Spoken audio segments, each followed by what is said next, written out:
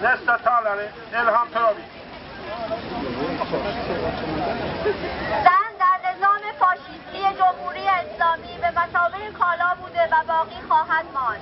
عوام فریبی جمهوری دیکتاتوری اسلامی سعی کرد راهکارهای متفاوتی جهت نقش زنان در امور سیاسی و اجتماعی بیافرینند، اما در عمل چنین نبوده و هیچگاه با جایگاه زنان آزاده در عرصه فعالیت‌های اجتماعی و سیاسی همسو نبوده، مگر آنکه در راستای اهداف شوم و ننگین ایشان.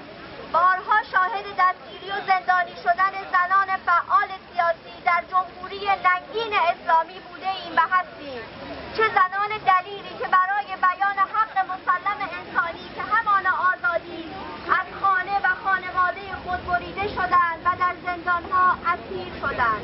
این یک حقیقت امره که زنان تحت ستم مضاعف هستند. نظام مذهبی فاشیستی جمهوری اسلامی که بر پایه‌های متفکر دین اسلام بنا شد، همیشه از زنان به مثابه ابزاری برای پیشرو امیال خود استفاده کرده، حتی زمانی که قصد داشته با روشنفکر نمایی گونه‌ای دیگر از تفکر خود را توجیه کند. رؤسای فاسد جمهوری اسلامی باید بدانند که زنان همیشه در عرصه‌های مبارزه حضوری پرشور خواهند داشت و انگیزه‌شان جهت واژگونی این نظام دیکتاتوری دوچندان است. مرگ بر جمهوری اسلامی! مرگ بر جمهوری اسلامی! برپا خیز از جا کن بنای کاخ دشمن! برپا خیز از جا کن بنای کاخ دشمن! Ned, ned, islamiska terrorregimen i Iran! Ned, ned, islamiska terrorregimen i Iran! Frihet politiska fångar i Iran! Frihet politiska fångar i Iran! Ned med islamiska terrorregimen i Iran! Ned, ned, islamiska terrorregimen i Iran! Död, död islamiska terrorregimen i Iran! Död, död, islamiska terrorregimen i Iran! Sista talare, Seher Cavanmaz.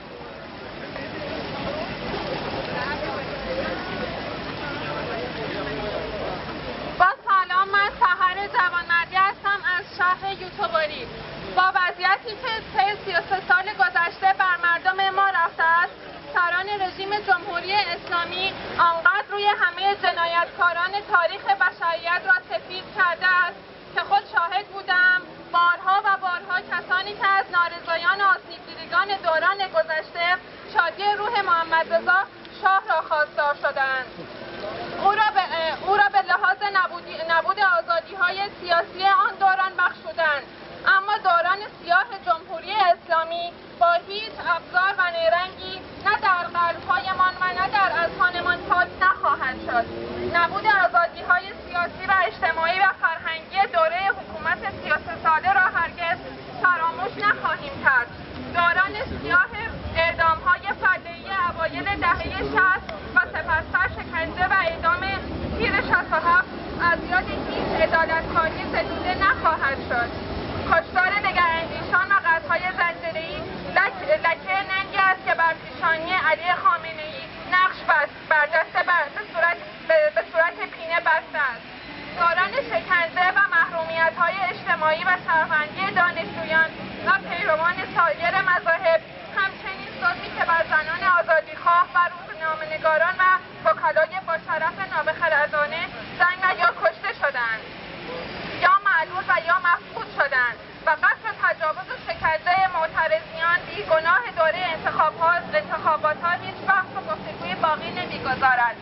علی خامنه‌ای و همدستان فریدش برای هر کدام از آنها باید 10ها بار مجازات شوند.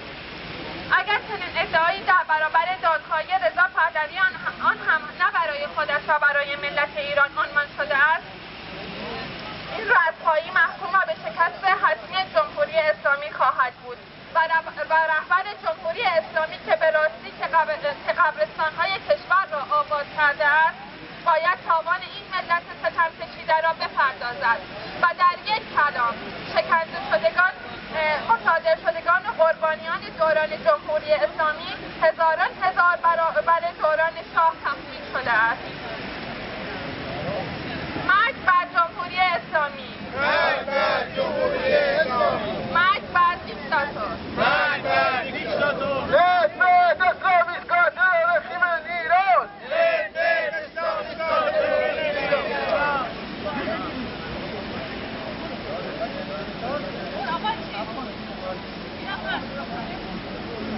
Polska cała.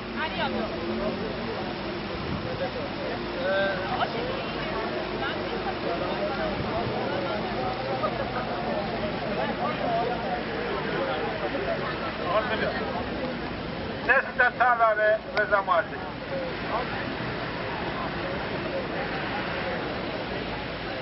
مرد بر دیکتاتور! مرد بر دیکتاتور! مرد بر جمهوری اسلامی! مرد بر جمهوری اسلامی! تجاوز، جنایت، ننگ بر این ولایت! تجاوز، جنایت، ننگ بر این ولایت! مرد بر دیکتاتور! مرد بر دیکتاتور! مرد بر جمهوری اسلامی!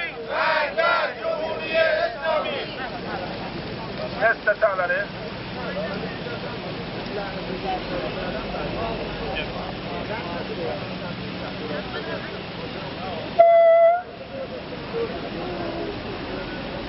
من علی محمدیان هستم.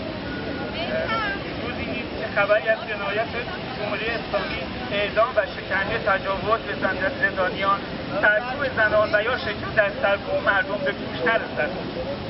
روزی نیست که خبری از کشف شبکه‌های تروریستی، یک حکومت و قاچاق اسلحه در خارج مرزهای ایران و فعالیت‌های جاسوسی سفارتخانه‌های جمهوری اسلامی و یا سوءاستفاده جنسی مقامات سفارتخانه‌ها از کودکان منتشر نشود.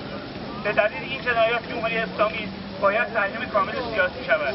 این حکومت نماینده مردم ایران نیست، قاتل مردم است. صرفاً با اتکا به سرکوب زنده است و در سطح جهان نباید هیچ مشروعیت به آن داده شود. مراودات سیاسی و دیپلماتیک با آن باید قطع شود. سفارت‌هایش باید بسته شود. از همه مجامع جهانی اخراج و سران به جرم جنایت علیه بشریت تحت تعقیب قرار گیرند. مرگ بر جمهوری اسلامی! مرگ بر جمهوری اسلامی! مرگ بر دیکتاتور! مرگ بر دیکتاتور! Med islamiska terrorregimen i Iran! Med islamiska terrorregimen i Iran! با تشکر از دوستان عزیز که تشریف آوردن و برنامه را اجرا کردن. دیگه تموم شد. آره دیگه تموم شد. ما فقط یه فیلم کامل داریم، اونم جیمیز که فیلم برداری کرده. شما میتونید فیسبوکی یا هر یاهو ایمیلی چیز داشتید با جیمیز هماهنگ کنید. ممنون از کسانی که فیلم برداری کردن و کسانی که هم دوربین عکس گرفتن. ممنون دستتون ندارم. نه دیگه تظاهرات نداریم، ولی شاید سعی میکنیم جا دیگه تظاهرات